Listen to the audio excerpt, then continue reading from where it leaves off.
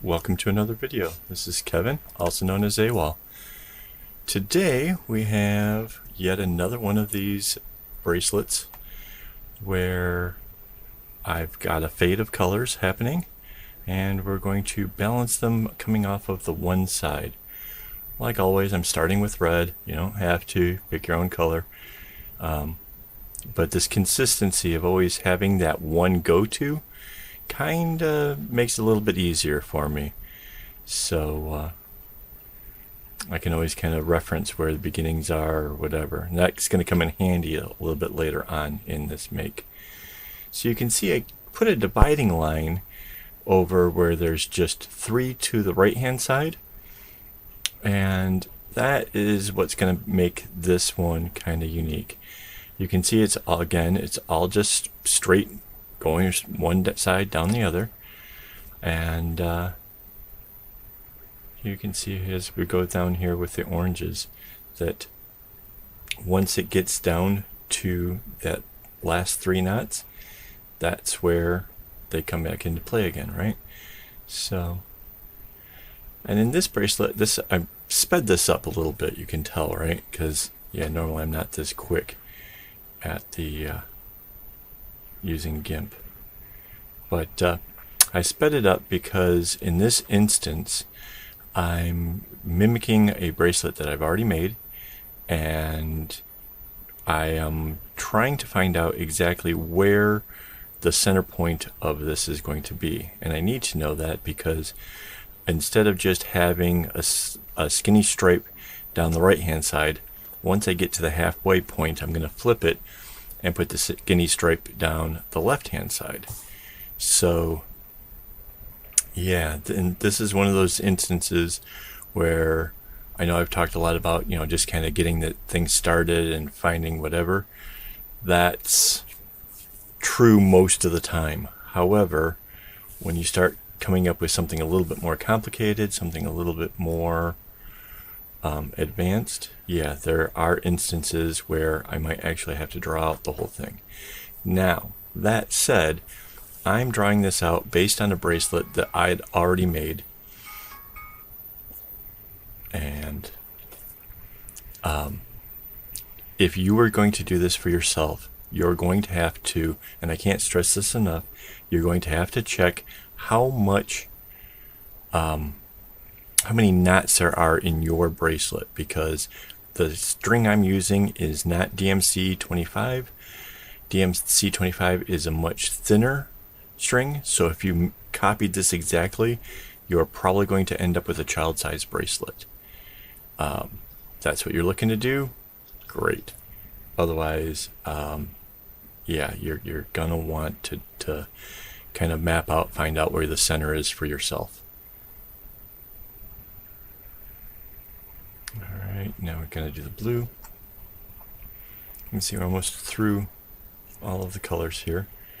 And you can see how this one's different. Again, I'm just using the rainbow for the purpose of this little thing here, because it's going to make it easier to see what I need to see later on.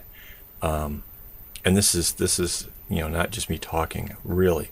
When it came down to when is it time to flip it at the center, I had to actually look at my drawing, calculate out, okay, red is my darkest blue. Okay, so how many further down do I have to go? So it's 4. After that, then what happens? So I tell you this from actual experience. This is really a thing. So hopefully you'll understand what I'm talking about, and this will all make perfect sense to you, and you'll be like, great, great, great. And you'll tell your friends to go check out the videos and whatnot. If you don't understand any part of this, if I'm not being clear enough because I've just done this so many times, and what I think is, comes easy is something that, you're just not understanding, drop me a line, tell me where I went wrong, and I'll see what I can do either for the next video or to help you with whatever it is that you're trying to accomplish. This sheet that I'm actually working on comes from the website akaawol.com. You can go on there, download it, fill it in just the same way that I am. It's really easy. Just make sure that when you're opening it in GIMP that you choose to make it at least 300 pixels per inch. Otherwise it's kind of blurry. It's going to just make it that much harder for you to actually do the work. So I know I've said it before, this is just in case maybe you found this video and you didn't actually watch the previous ones. So just want to give you guys reminders just in case. Alright, so here is the point. See, I just added that other line.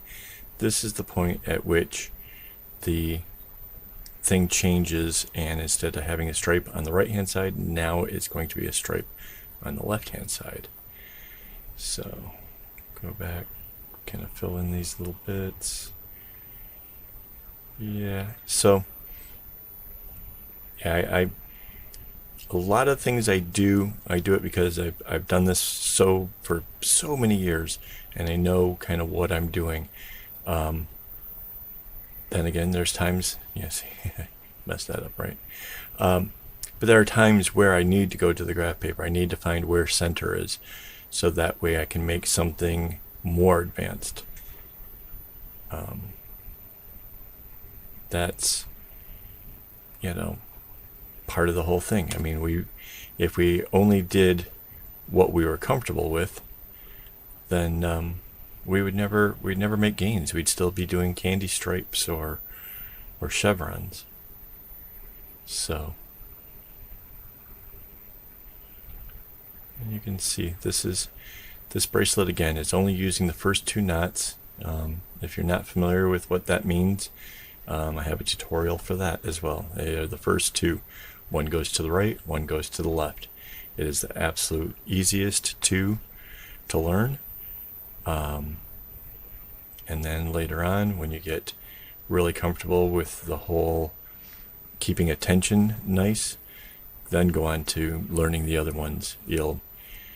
Honestly, you'll thank me for that. And that's some of the patterns I'm going to be working on here in the near future are going to have that zigzag. So kind of, I say practice this, get it down, get the tension proper, get it to where the bracelet's laying nice and flat, and then you can go on to the more advanced knots.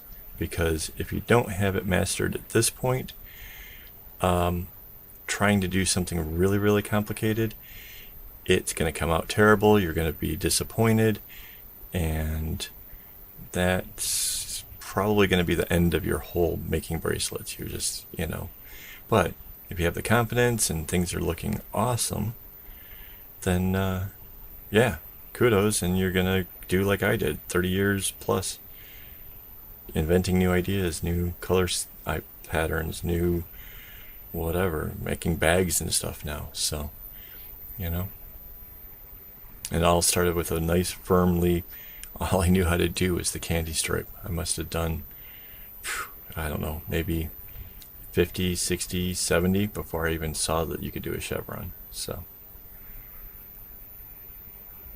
alright. So you can see now the whole thing is shifted. The colors are still doing that same sequential thing. Again, I don't think this is a very difficult pattern. I think that honestly anybody should be able to do this. If you can do a chevron, you can do this. And I kind of wanted to build up, if you notice, I've been really working on a lot of videos here last few days. I wanted to build up a bit of a collection for the beginners out there. I get that when you're starting, it's not easy to come up with a new idea or to challenge yourself with something or make something nice, and so hopefully these ones will kind of get you going, and then you'll be selling them, you'll be making a bunch of money, you'll take and buy some more string, and you'll come back and you watch some more advanced videos, and then we'll see what you make. So we're kind of nearing the end here, kind of seeing how the whole pattern is kind of laid out. Now this time around I actually did the whole thing as far as the making portion.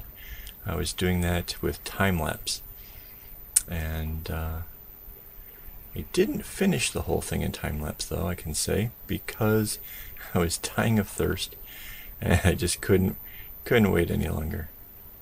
So, but I got more than halfway through, so that'll be fun to watch here in a moment. I haven't actually seen the video yet, so we'll watch that together. Let's see.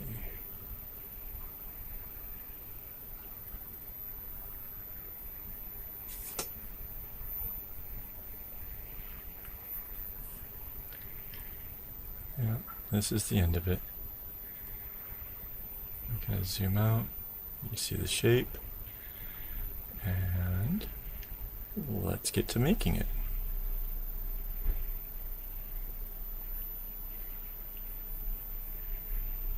Now my board that I'm using here, I got this great big clip holding that.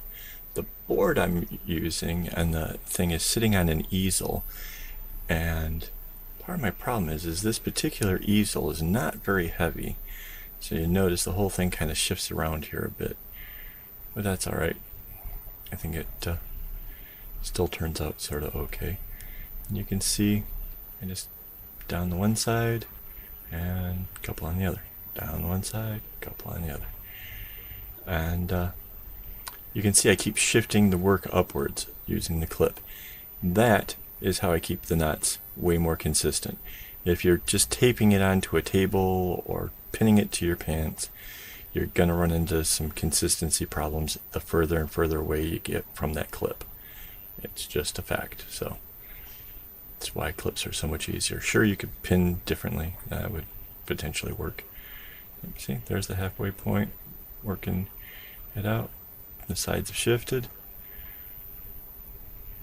And that's what it looks like. All finished. So hopefully this tutorial's helped you. I'm going to include the pattern on my website here after I finish the next video, which I'm going to begin working on here today. So, alright, hopefully I've inspired you, and you can let me know in the comments below. You have a good one.